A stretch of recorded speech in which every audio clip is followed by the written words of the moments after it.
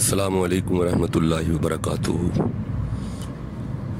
आज 2 अप्रैल 2021 Mazharul Uloom research centre से आज हमारे ग्रुप का 15वां लेक्चर है। पिछले लेक्चर में हमने माह शाबान के हवाले से और बिलखसूस 15 शाबान के हवाले से तौबा और इस्तग़फ़ार के मुतअल्लिक़ कुरान हकीम से आयात बय्यनात तिलावत की। आज उसी गुफ्तगू को थोड़ा आगे लेके चलते हैं। एक बात पक्की है कि तौबा अल्लाह और इंसान के दरमियान रबत को मजबूत करने का बेहतरीन ज़रिया है। तौबा से इंसान के दर्जात बुलंद होते हैं और अल्लाह की बारगाह में सर बसजूद होने से, तौबा करने से, अपने गुनाहों का एतराफ़ कर लेने के बाद, अल्लाह करीम से माफ़ी तलब कर लेने के बाद, अपने आप को गुनाह से महफूज कर लेने से इंसान का मर्तबा ईमान में बढ़ जाता है। आइए कुरान हकीम में से सूरह निसा की तरफ चलते हैं। ये 4 नंबर सूरह है और इसकी 17 और 18 नंबर आयत है। देखना होगा ये तौबा कब होती है और तौबा कबूल कब होती है और कब तौबा कबूल नहीं होती। इन 2 आयतों से ये बात वाज़ेह होगी। इरशाद होता है बिस्मिल्लाहिर्रहमानिर्रहीम, इन्नमत तौबतु अलल्लाहि, तौबा जिसका कबूल करना अल्लाह ने अपने ज़िम्मा में लिया हुआ है, यानी अल्लाह उनकी तौबा को कबूल फरमाता है। लिल्लज़ीना यअमलून सुअ बिजहालतिन, उनकी तौबा है जो कर बैठते हैं गुनाह बेसमझी से, यानी ऐसे मोमिन जो गुनाह कर जाएं और उनके इल्म में ना हो कि ये ऐसा करना गुनाह था। अल्लाह फरमाता है ऐसे बंदों की तौबा कबूल करना मेरे ज़िम्मा है। जब वो गुनाह कर लेते हैं सुम्मा यतूबूना, तो फिर वो तौबा मिन करीबिन, जल्दी तौबा के करीब आते हैं, यानी बेसमझी में, नादानी में, अनजाने में जब इनसे गुनाह हो जाता है तो फिर फ़ौरन वो तौबा के करीब आते हैं। अल्लाह फरमाता है कि ऐसे मोमिनों की तौबा को कबूल करना मेरे ज़िम्मा है। फ़उलाइका यतूबुल्लाहु अलैहिम, बस अल्लाह उनकी तरफ नज़र रहमत फरमाते हैं, अल्लाह उनकी तौबा को कबूल करते हैं। वकान अल्लाहु अलीमन हकीमा, और अल्लाह सब कुछ जानता है और हिकमत वाला है। खुदा के इल्म में है कि ऐसे मोमिन के इल्म में नहीं था कि ये गुनाह है, क्योंकि बिजहालतिन, नादानी में उसने गुनाह किया, अनजाने में गुनाह हो गया, ना समझी में गुनाह हो गया। अल्लाह फरमाते हैं ऐसे मोमिन की तौबा मैं फ़ौरन कबूल कर लेता हूँ।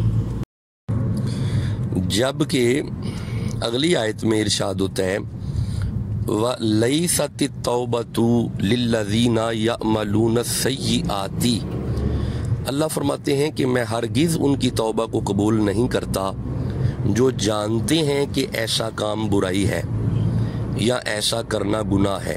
यानी एक बंदे के इल्म में है कि शराब हराम है और फिर भी वो पिए जा रहा है, अल्लाह फरमाया मैं इसकी तौबा को कबूल नहीं करूँगा। एक बंदे को पता है कि ज़िना हराम है, फिर वो ज़िना के करीब जा रहा है, अल्लाह फरमाया ऐसे बंदे की तौबा कबूल नहीं है। एक बंदे को पता है कि जुआ नाजायज़ है, फिर वो जुआ के करीब जा रहा है, फरमाया नहीं इसकी तौबा कबूल नहीं है। एक बंदे के इल्म में है कि सूद खाना और सूद लेने वाला और सूद देने वाला दोनों ही हराम के मुर्तकिब है, फरमाया नहीं इसकी तौबा कबूल नहीं है। झूठ हराम है, फिर बोले जा रहे हैं, फरमाया नहीं इसकी तौबा कबूल नहीं है। यानी लिल्लज़ीना यअमलून सय्यिआति, बुराइयों का पता है कि ये बुराई है, फिर बुराई किए जा रहा है। गुनाह का पता है कि ये गुनाह है, फिर गुनाह किए जा रहा है।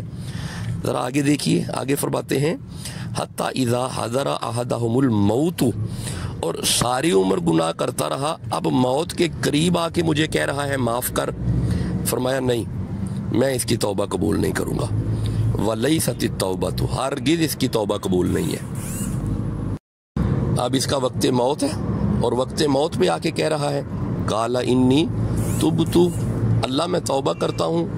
فرمایا نہیں، اب اس کی توبہ قطعاً قبول نہیں ہے، بلکہ اولئک اعتدنا لہم عذابا علیما، ہم نے اس کے لیے دردناک عذاب تیار کیا ہوا ہے، اب یہ اس عذاب کا مزہ چکھے، اب ہم اس کی توبہ کو قبول نہیں کرتے۔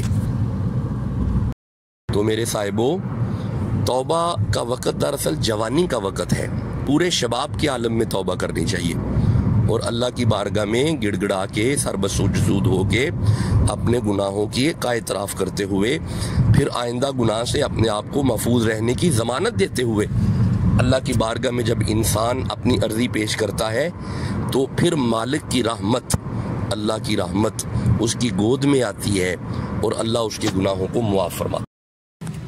اب آئیے ایک اور آیت سے مستفید ہوتے ہیں، اپنے گناہوں کا اعتراف کر کے اور آئندہ گناہ سے محفوظ رہنے کی گارنٹی، اپنی گارنٹی پیش کریں اللہ کی بارگاہ میں کہ میرے کریم اللہ، آئندہ میں گناہ کے قریب نہیں جاؤں گا، اور اس کا وعدہ پکا کریں۔